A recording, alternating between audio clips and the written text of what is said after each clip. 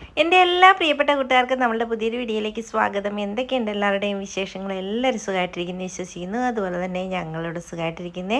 അപ്പോൾ ഇന്ന് നമ്മൾക്ക് അടിപൊളിയായിട്ടുള്ള ഒരു ബീൻസ് മെഴുക്കുവരട്ടിയ റെസിപ്പിയുമായിട്ടാണ് വന്നിരിക്കുന്നത്. അപ്പോൾ വീഡിയോ കണ്ടുകൊണ്ടിരിക്കുന്ന സമയത്ത് നിങ്ങൾക്ക് എൻ്റെ ചാനൽ ഇഷ്ടപ്പെടുവാണെങ്കിൽ ഒന്ന് ലൈക്ക് ചെയ്യാൻ മറക്കരുതേ. അപ്പോൾ ചോറിൻ്റെ കൂടെയും അതുപോലെ തന്നെ കഞ്ഞിയുടെ കൂടെയൊക്കെ കഴിക്കാൻ പറ്റിയ നല്ലൊരു മെഴുക്കുവരട്ടിയുടെ റെസിപ്പിയാണ്. അതിപ്പോൾ എങ്ങനെയാണ് ഉണ്ടാക്കുന്നത് കണ്ടിട്ട് വരാവേ.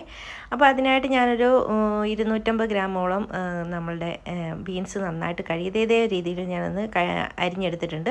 അതിലേക്ക് ഒരു മീഡിയം സൈസിലുള്ള സവോളയും പിന്നെ കുറച്ച് തേങ്ങാക്കൊത്തും കൂടെ ഇട്ട് കൊടുത്തിട്ടുണ്ട്. ഈ തേങ്ങാക്കൊത്ത് ഇടുമ്പോൾ നല്ലൊരു ടേസ്റ്റാണ് നമ്മുടെ ഈ ബീൻസ് മെഴുക്ക് പുരട്ടിക്ക്. അപ്പോൾ ഇതേ രീതിയിൽ വേണം അരിഞ്ഞെടുക്കാനായിട്ട്.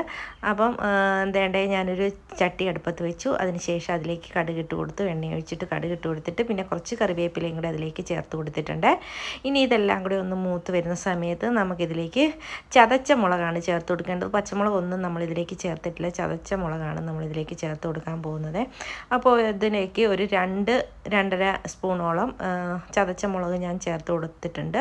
അപ്പോൾ എരിവൊക്കെ അവരവരുടെ ഇഷ്ടത്തിന് ചേർത്ത് കൊടുക്കാം. ഇവിടെ കുറച്ച് എരിവ് മുന്നോട്ട് വേണ്ടതുകൊണ്ട് ഞാനൊരു 2.5 ടീസ്പൂൺ ഇട്ട് കൊടുത്തിട്ടുണ്ട്.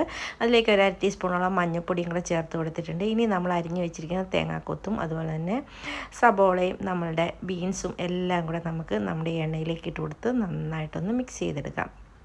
അപ്പോൾ ഈ എണ്ണയ്ക്കകത്ത് ഈ എണ്ണയും അതുപോലെ തന്നെ ഈ മുളകും എല്ലാ ഭാഗത്തും ചേർന്നൊന്ന് മിക്സ് ചെയ്തിട്ട് നമുക്കിതിലേക്ക് ആവശ്യത്തിനുള്ള ഉപ്പും കൂടെ ചേർത്ത് കൊടുക്കാം. ഉപ്പും കൂടെ ഇട്ട് കൊടുത്തിട്ട് നന്നായിട്ടൊന്ന് ഇളക്കി യോജിപ്പിക്കാം. ഇതിലേക്ക് വെള്ളം നമ്മളൊരു തരി പോലും ചേർത്ത് കൊടുക്കുന്നില്ല. വെള്ളം ചേർത്ത് കൊടുക്കരുത്. വെള്ളം ചേർത്ത് കൊടുത്തു കഴിഞ്ഞാൽ ഇതിന് വേറൊരു ടേസ്റ്റായി പോകും, ഒരു വെള്ളച്ചോവ പോലെ ആയിപ്പോവും. അപ്പോൾ ഇതേ രീതിയിൽ നമ്മൾ ഇളക്കി യോജിപ്പിച്ചതിന് ശേഷം ഒന്ന് മൂടി വെച്ച് കൊടുക്കുന്നുണ്ട്. ഒരു 10 മിനിറ്റ് കഴിഞ്ഞ് തുറന്ന് നോക്കിയിട്ട് ഒന്നുകൂടെ നമുക്ക് ഇളക്കി കൊടുക്കാം. ഇടയ്ക്കിടയ്ക്ക് ഇളക്കി ഇട്ട് കൊടുക്കണം, അല്ലെങ്കിൽ ഇത് അടി പിടിക്കും. അപ്പം വീഡിയോ കണ്ടുകൊണ്ടിരിക്കുന്ന സമയത്ത് നിങ്ങൾക്ക് എൻ്റെ ചാനൽ ഇഷ്ടപ്പെടുവാണെങ്കിൽ ഒന്ന് സബ്സ്ക്രൈബ് ചെയ്യാനും ലൈക്ക് ചെയ്യാനും ഷെയർ ചെയ്യാനും കമൻറ്റ് ചെയ്യാനും മറക്കരുത്. അതുപോലെ തന്നെ സബ്സ്ക്രൈബ് ചെയ്യാതെ ആരെങ്കിലും കാണുന്നുണ്ടെങ്കിൽ പ്ലീസ് ഒന്ന് സബ്സ്ക്രൈബ് ചെയ്ത് സപ്പോർട്ടും കൂടെ ചെയ്തേക്കണേ. സ്കിപ്പ് ചെയ്യാതെ വീഡിയോ മുഴുവൻ ഒന്ന് കണ്ട് സപ്പോർട്ട് ചെയ്യണേ. അതുപോലെ തന്നെ വീഡിയോ ഇഷ്ടപ്പെടുവാണെങ്കിൽ നിങ്ങളുടെ ഫ്രണ്ട്സിനും റിലേറ്റീവ്സിനും ഒക്കെ ഒന്ന് ഷെയറും കൂടെ ചെയ്ത് കൊടുത്തേക്കണേ. അപ്പം ഞാനൊന്ന് ഇളക്കിയിട്ടതിന് ശേഷം ഒന്നുകൂടെ നമ്മൾ മൂടി വെച്ച് ഒന്നുകൂടെ ആവി കയറ്റിയെടുത്ത് തീ കുറച്ച് വേണം ഇത് റെഡിയാക്കി എടുക്കാനായിട്ട്.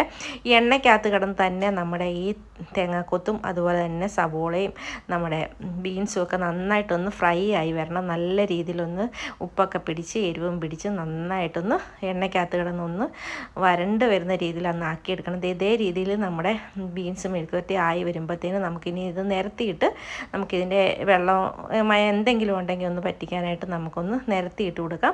ഇപ്പം നമ്മുടെ ബീൻസ് മെഴുക്കുവരട്ടി സെറ്റായി വന്നിട്ടുണ്ട്. അടിപൊളിയായിട്ട് വന്ന അടിപൊളി ടേസ്റ്റാണ് ഈ തേങ്ങാക്കൊത്തിൻ്റെയും അതുപോലെ തന്നെ ബീൻസിൻ്റെയും ഇതെല്ലാം എരിവും ഉപ്പും എല്ലാം പിടിച്ച് നല്ല സൂപ്പറായി വന്നിട്ടുണ്ട്. ചോറിൻ്റെ കൂടെയും കഞ്ഞിയുടെ കൂടെയും കഴിക്കാൻ അടിപൊളി ടേസ്റ്റാണ്. ഒരു തവണയെങ്കിലും ഇതേ രീതിയിൽ ട്രൈ ചെയ്ത് നോക്കാത്തവർ എന്തായാലും ഒന്ന് ട്രൈ ചെയ്ത് നോക്കണേ. ഇതുപോലുള്ള ചെറിയ ചെറിയ കുക്കിംഗ് വീഡിയോസും വ്ലോഗ്സും ആയിട്ട് വരുന്നവരെ എല്ലാവർക്കും താങ്ക് യു.